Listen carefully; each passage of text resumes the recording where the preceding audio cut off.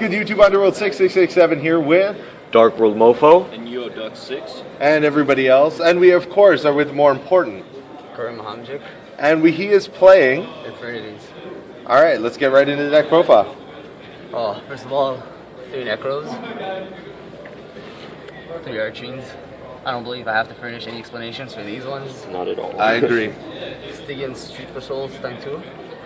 Stygian Street Patrol, but I call it Stygian because I like that shit. It always happens in the loop. You just have to main 2. You can't main 1. Sometimes I decide to side 1 out depending on the matchup. If I expect my opponent to side Cosmos or Fishers, which a lot of people do except Mermails, obviously. Double Monk.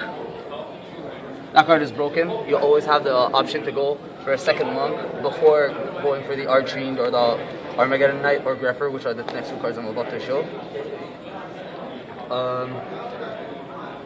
It allows you, when you go to Monk and another monster, to like just make a level off chain and have a level 4 left over. And who knows, like it's always going to be useful if you have this.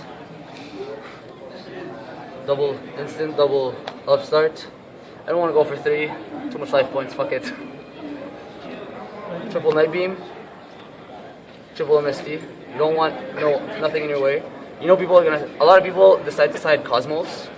So you can, if they have a like double back row, you can blind Foon 1 just to make sure that this goes through without him being able to chain. The limited to 1 cards for the spells are Foolish Burial times Reborn. I decided to play this card, Allure, because sometimes you end up drawing more monsters than desired, and it allows you to draw into spells and traps. With the ratio of 12 monsters, it can balance your hand and allow you to go off early. The 1 Rhoda for the 2 warriors. 1 Day of Peace. I decided that card over Upstart Goblin because I figured that sometimes it's technically kind of like a pot of greed. You save yourself a turn. Yeah, he gets that card more, but unless it's a back row, I don't really care.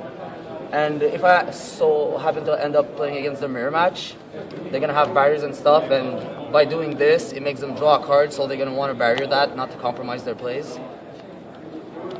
Heavy Storm, and the Launcher, of course. That's it for the spells. For the trap setup, there's 2 bottoms. I did not want to play that card at first, but I decided to put the 2 Mirror Forces because I realized its importance when you have like only 1 Archine and attack in a full board, but that Archine is the key card to stay on the board for you to activate your Infernity barriers.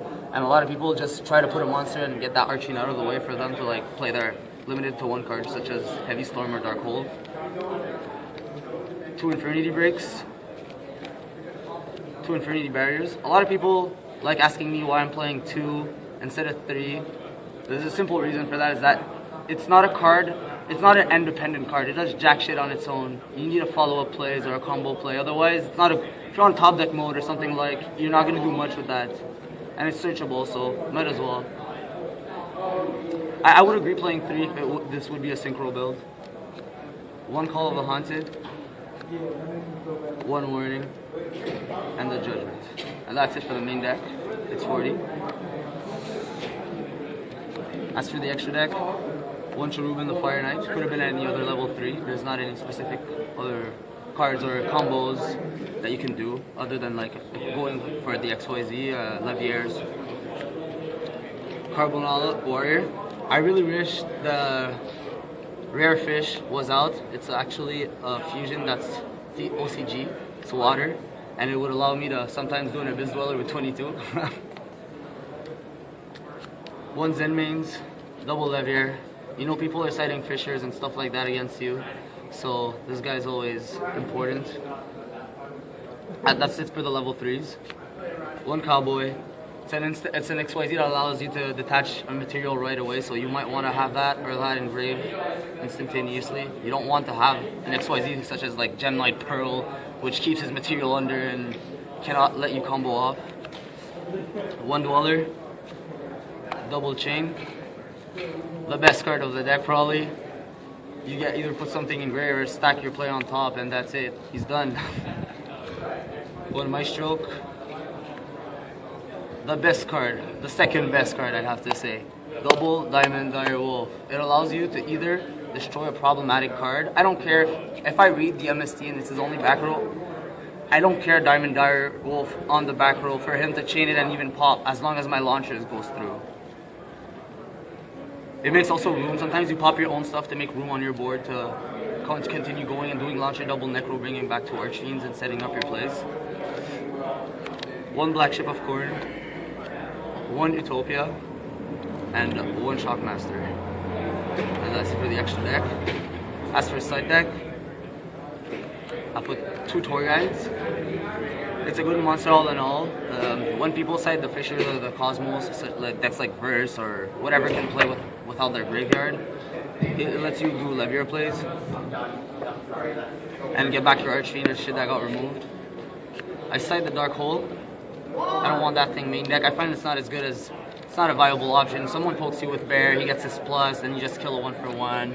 All the cards give you plus now, so it's not a good card to main. Verse, they have the lands. A lot of the people, it's not a good card. All in all, it's just a side deck card.